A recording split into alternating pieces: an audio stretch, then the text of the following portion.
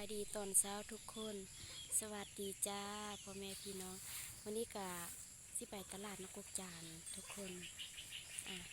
มาติดตามชมน้ำกันได้ทุกคนได้เส้นทางบ้านนาหังน้อยเด้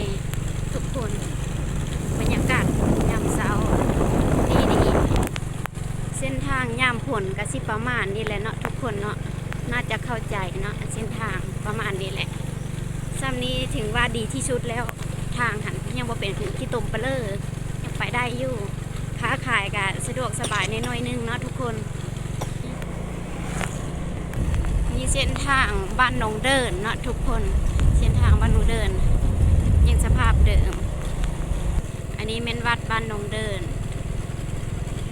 วัดบ้านหนองเดินเดินนี่เดินทางก็ใครแน่เนาะทางว่ามีขี้ตุ่มเลยปีนี้นี่โคต่อไปวัดทักขยานะทุกคนทางก็เป็นคืนหน่อยนึงมงโขก็ได้ขี่วันนั้นไปเลยนี่เป็นบ้านทักขยาต้นไม้งามดีนะคือมันผลชิบตกเนาะวันนี้เนาะวัดบ้านทักขยาสวนมันก็เจ้างามตัดน่ะผู้เลิกกับไปตลาดแต่ดึกแต่เช้าแล้วบางคนเขาก็มาแหละบางคนกับกำลังไปทุกคนโผห้อยพุ่งเข้าไปนักจานทุกคนน้ำลายเด็กเสียงรถขี่วัตถุคอยได้ไปซาบางคนเขากำลังไปคือกัน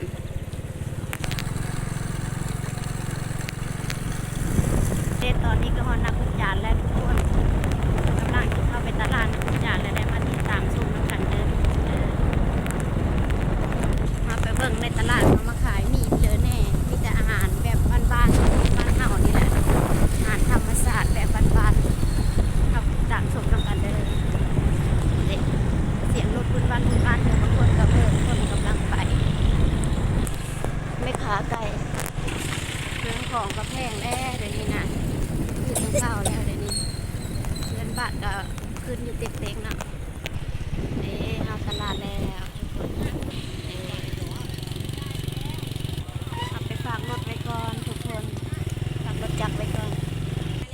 ทุกคนขายห้ำขายมักซาลีหวานมีแต่อาหารบ้านๆเด้หน่อไม้ผักสะแงะมาคิดงานเลยนะแต่งทง10,000มาแต่งให้ระเบิด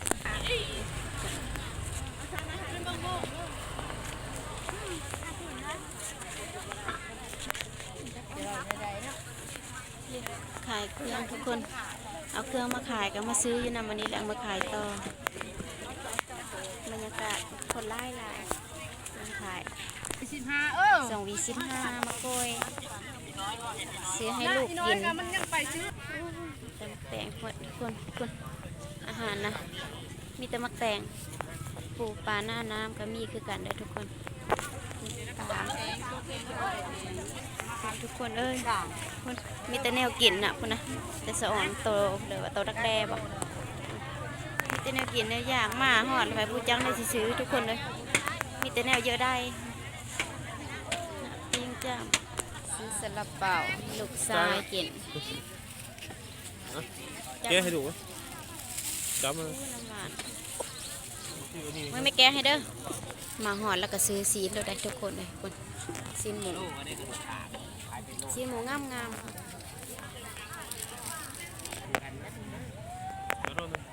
เอาโลนึงซื้อซีนหมูมาไว้เธอจะได้มาอีกไม่ใหญ่เป็นไฮน้ำหวานเบ้ยของหวานของข้าวมีเบิร์ดหม้อสลับเปล่าอายโทษอยู่ฮอนสดเลยทุกคนเอาโลนึงไปส้มกันอีกมันไม่มีอย่างแน่หนังเค็มจีหนังเค็มกินกับแจ่วมะเขือ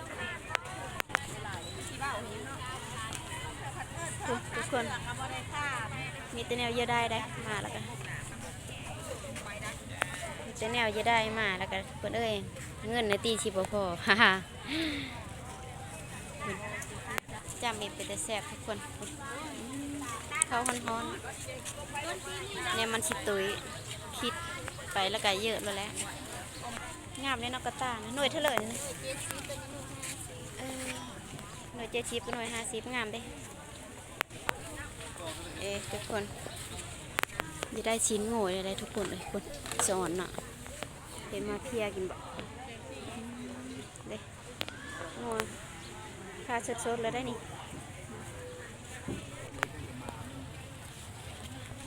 ใส่ตังโลเท่าไหร่ซื้อใส่โลหนึ่ง60ใส่งามงัวว่าอย่าโง่มาเอาแต่เอาเป็น10,000เนาะของเสือป่าตาบเอาอีกแล้ว กองเท่าไหร่หันกอง20,000เฮ็ดตาบอ๋ออีกแล้วดอกงามๆจ้ะหอมน้ำเพิ่นเลยวันนี้หอมถงเท่าไหร่หอมนี่นะคิดว่าถง2,000 ถึง5,000นะเอาหอมถงหนึ่งนี่2,500เนาะหอมถงหนึ่งหอมดำดี10,000เนาะเอาเงินให้เพิ่นก่อนใจเด้อมักหุ่งก่อนนะสอนเครื่องนอนเหล่านอนวายนอนสานมีครบเบิร์ดแล้วนะจะได้นะเลยมีเบิร์ดอยู่นี่นะพอเพียงแต่มาฮอดมาถึงเนาะจะได้เลยต้องได้มีเบิร์ดครบเบิร์ดเลยติบข้าวติบน้ำมีเบิร์ด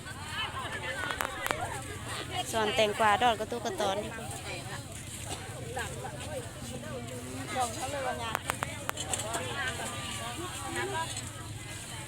กอง5กับกอง10บ่ตะเลิกกอง5นะอันนี้ก็กอง5บ่กอง10อันนี้บ่กอง5นะแม่นบ่3หน่วยนะคิดว่าเบอร์20,000บ่เบอร์50อันเด้อกองนั่นแหละขอบใจเด้อขอบใจหลายๆน้ำมกน้ำไม้มีเบิร์ดน้ำไม้กระแสนนะมาคิดกันงามหอดหยามอะไรเด็กสอนเด้สอนนอเล่านอสานนอไม้3 กล่อง25ทุกคนเด้ยนะพอซื้อได้กล่องมึงเยอะขปุนพระบาทมีเบิร์ดมีครบเบิร์ดเลยนะอย่ากินอันนี้ได้ไหมนี่ปั่นเด็กน้อยผู้ใหญ่กินได้เบิดแนวแซ่บนะกลิ่นหอมตีดังห้อยๆอยู่คุณหอมกาแฟนึง15,000เบิ่งเราเฮ็ดโอ้ยแม่ค้านี่กันเนาะลืมไปเลยวะแม่ค้าซื้อเหล้าซื้อนอเหล้าว่ะอุ้ย3 กล่อง10นะพอซื้อได้กล่องเยอะนึงใจเย็นๆที่ได้กินแนวแซ่บแซ่บเพื่อเด็กน้อยมากไปอยู่เชื่อเลยเนาะฮอนดอกลิลตกกันแนวแซ่บเห็นไหมคะพร้อมแล้วไหมคะกับพุ่นยิ้มอยู่ตลอดเลยพายุมาวันที่15วันที่15หาวันที่17 18เราเห็ดขึ้นได้อ่อนเธอได้มือป่ะได้ขายดีขนาดได้ไหมคะรอคิวรอฮอตคิวเจ้าของแล้วบ้านี้มึงดูอยากแห้งจนน่งมันโต๊ะไหมคะแค่นึง15,000พังผิดที่ว่า25ที่ใดมัน15,000รอคิวเดี๋ยวนี่ก็ท่าอยู่เราเห็ดแป๊บทำนานเลยเด้แป๊บ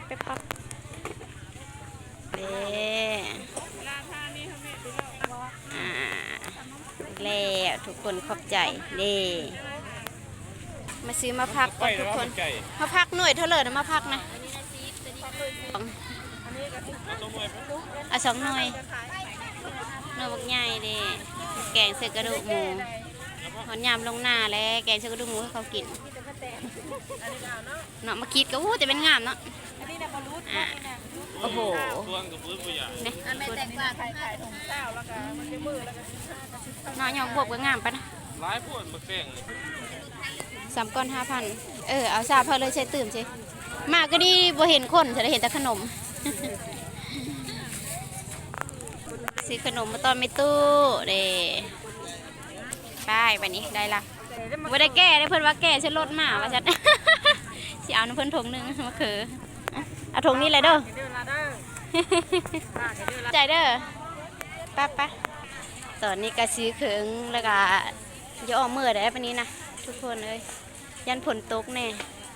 เพราะว่าพายุมาวันนี้นะก็เลยยานผลเพราะยมือแล้วไปทั้งเลือกก็มีแต่มาแต่งโอ้ยมาแต่งหลายปีนี้ไม่มือแล้วได้วันนี้ได้เครื่องของสะอ่อนเลยลีไลอยู่ซื้อของกินซุ้งมากินแล้วได้ไหมทุกคนเลยเมื่อได้กินร้อนหิวนักแล้วทุกคนบ่ไหวแล้วอายเมื่อแล้ววันนี้นะยังไปหารถก่อนชูสิขนมขายมังนัดเต็มรถมังนัดมังนี่โอ้ออกมาแล้วก็เห็นเขามาขายลูกปลาทุกคนทุกซื้อปลาเมื่อปล่อยไว้จากถุงใจเครื่องก็ได้วันนี้นะเชื่อกระตาจะดีเชื่อชีหอดเถินเนาะทางกะเว้นเกิดฝนตกยันฝนตกห้ามเนาะมาอันนี้กะมาพักทุกคนเลยมาแต่ตลาดแล้วก็แวะเก็บผักสะเม็กเนาะมากินกับลาบโง่มันดูจะเป็นงามเนี่ยงามกินกับลาบกับก้อยได้เบิร์ดกินกับตำหุ่งก็ได้ขึ้นกับผู้มักนะว่าไปเก็บไปนี่แหละเนาะผลกระตกท่านผู้ชมเอ้ยเนาะมีแต่แนวงามๆแต่ตัวเยอะได้นะผักสะเม็กนะเดเนาะผักเตียวท่านผู้ชมเอ้ยคนแวะไม่ได้แหละฝนตกเลยไปตลาดตอนนี้ก็มาหอดเหิดแล้วตอนนี้นะฝนตกหับเปียกเบิดท่านผู้ชมเอ้ยใครเห็นคลิปนี้ก็ฝากกดไลค์กดแชร์กดติดตามเด้อว่ายังเอาไปผิดพลาดก็ขอโทษขออภัยคลิปนี้ก็ขอจบเพลงเท่านี้แล้วนะสบายดีแล้วก็อยากกินข้าวด้วยแล้วตอนไปจะถ่ายเอามาเถอะเลยหิวข้าวจ้าแบบนี้นะใครจะซื้อของกินมาก้อยงัวลาบงัวกินกับมะเขือผักสะเม็กตอนนี้ก็ได้ไปกินข้าวน้ำกันเด้อทุกคนไปหิวข้าวแล้วมาแต่ตลาดแล้วกันไปกินข้าวน้ำกันเด้อ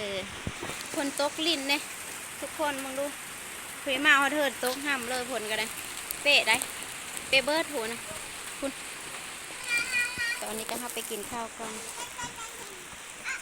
เพื่อนก็หกยังไม่ได้เม้นไป